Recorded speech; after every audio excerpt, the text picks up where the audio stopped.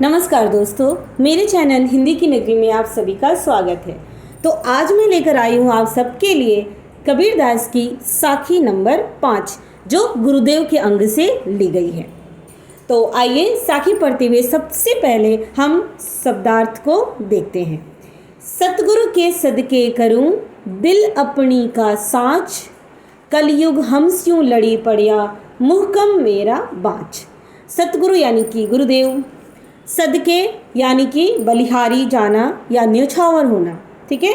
दिल यानी हृदय, अपनी अपना, साँच ये का अर्थ होता है यहाँ पे सच्चा।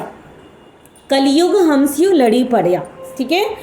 स्यों यहाँ पे हम स्यों लड़ी पड़िया, स्यों यानी से, लड़ी यानी लड़ाई, मुहकम मतलब प्रबल या बलशाली, मेरा बाँच, बाँच यानी कि अभिलाषा, ठीक है। तो आइए अब देखते हैं इस साखी का भावार्थ। तो इस साखी के माध्यम से कबीरदास जी कहते हैं कि सतगुरु के सदके करूं दिल अपनी का साँच, यानी कि मैं सच्चे हृदय से सतगुरु के चरणों में अपने को निछावर करता हूँ। कलयुग हमसो लड़ी पड़िया मुहकम मेरा बाँच।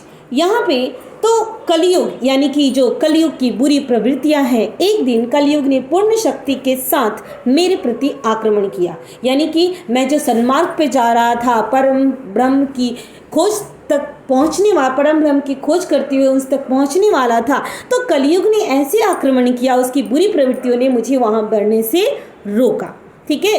तो मैं अपने मार्ग से भटक गया। यह देखकर सतगुरु मुझसे लड़ पड़े, ठीक है, अर्थात वे क्रोधित हो गए और उन्होंने मुझे डांटा।